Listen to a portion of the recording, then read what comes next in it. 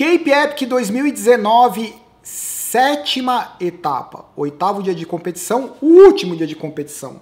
Infelizmente, já tá dando um gostinho de quero mais pra gente que ficou aqui assistindo, né? Moleza, tá aqui na câmera, só falando blá blá blá, blá blá blá, e os caras lá sofrendo todo dia, e daí os caras assistem o que a gente fala ou o que a gente comenta. Ah, ficar aí atrás da câmera é fácil, eu concordo, é muito, muito mais fácil do que fazer o que eles acabaram de fazer.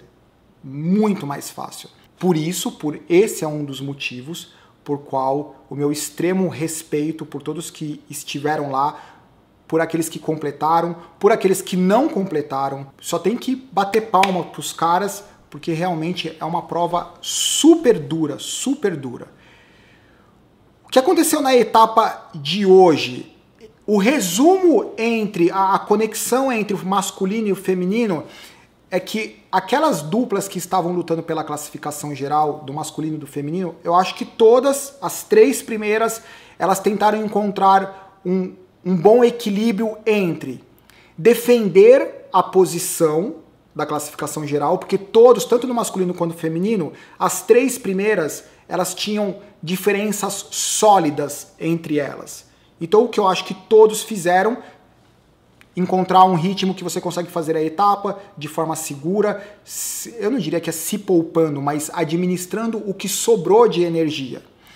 O único momento, tanto para o masculino quanto para o feminino, que eu acho que todos ficaram mais alertas, foi principalmente a etapa 70 km, 1.800 metros de ascensão. Eu acho que principalmente durante os primeiros 30, 40 quilômetros, todas as duplas estavam mais ativas, simplesmente para chegar num ponto onde existe uma acomodação do pelotão, principalmente o masculino, uma acomodação do pelotão e movimentos mais definitivos daquelas duplas que iriam lutar pela vitória. Porque no começo, essas duplas da classificação geral, eles têm que ficar muito mais atentos do que eles ficavam nas outras etapas, porque essa é a última etapa para alguma dupla querer ganhar. E quando o cara quer ganhar, ele vai ser mais agressivo, talvez mais irresponsável, mais suscetível a erro, a queda. E se você tá atrás do cara que tá andando mais do que o limite dele, de repente o cara cai, você vai junto e acabou a prova. Então eu acho que eles andaram mais alertas, uns 30, 40 quilômetros, deu uma estabilizada e daí começaram a sair duplas. Eles começaram a analisar, falar, deixa aí, deixa, ok, vamos ficar nesse pace. E foi isso que aconteceu, principalmente no masculino. No feminino, a dinâmica foi um pouco diferente, porque a dupla Lang Vad e Anna van der Breggen, não dá para saber se elas estavam mais cansadas, administrando mais, mas elas permitiram com que a Liu e a Morá elas estivessem mais próximas, em algum momento na frente, só que elas não foram piedosas no sprint final e elas faturaram a última etapa para coroar a vitória mais do que merecida. Isso é um pequeno exemplo do quanto seria mais interessante até mesmo para elas se houvessem mais duplas femininas para ter essa competição mais próxima entre as atletas, porque é muito difícil ficar pedalando 7 dias, 8 dias sozinhas, tentando encontrar motivação e não tendo um adversário na frente para buscar ou ninguém atrás próximo na roda para acelerar. Isso faz com que elas sejam especialmente fortes, fisicamente e psicologicamente. Essa foi a dinâmica da prova feminina. No masculino, a dinâmica, eu acho, no meu entendimento, que talvez não seja a realidade, foi um pouco isso que aconteceu. Os caras saíram da zona de perigo, de agressividade dos 30, 40 quilômetros, e a partir daquele momento, quem queria ir para quebradeira foi para quebradeira, 4, 5 duplas, e quem era da classificação geral ficou ali cuidando dos interesses de ter certeza que acabaria na mesma posição. Entre as duplas que estavam lá na quebradeira, o grande destaque foi entre a Cross e Eurosteel. Eurosteel estava faminta por uma segunda vitória e a Cross tentando a primeira vitória na última etapa. Foi muito bacana o final, os caras entrando no último single track super agressivo para fazer uma chegada literalmente no sprint. A Eurosteel, ela perdeu porque passou o primeiro ciclista da Eurosteel, passou primeiro na linha de chegada, e o segundo ciclista passou atrás do segundo ciclista da Cross. E o que importa é o segundo ciclista de cada dupla. A Cross, os dois ciclistas estavam juntos, passaram na linha de chegada. Vitória da etapa com Eurosteel em segundo. Quando a gente olha os 3 primeiros da classificação geral, a chegada no dia de hoje foi inversamente proporcional. Ou seja, Damiano Ferraro e Samuele Porro, eles são os terceiros na classificação geral, consolidaram essa posição. Eles chegaram na 11ª posição.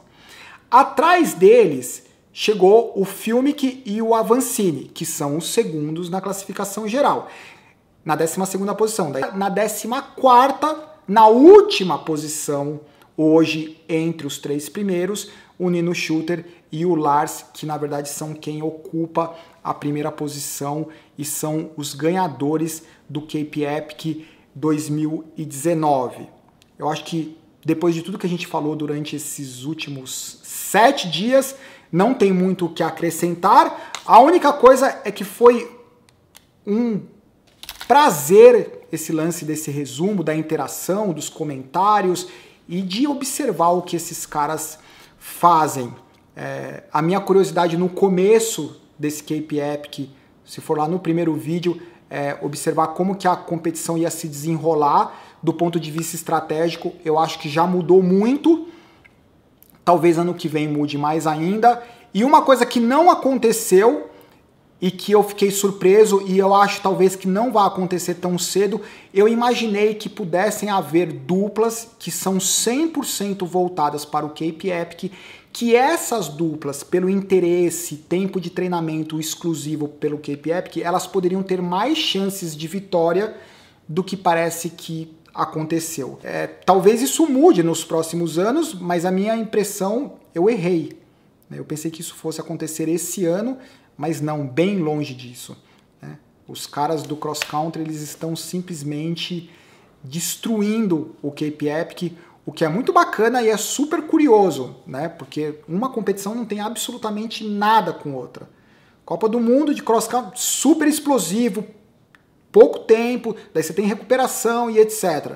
Olha as etapas do Cape Epic, muito diferente, e mesmo assim os caras conseguem.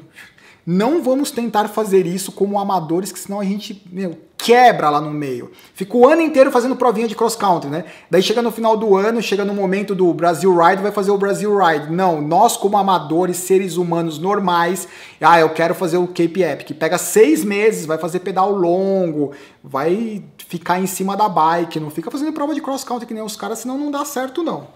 É isso, galera. Obrigado por todos os comentários, participações.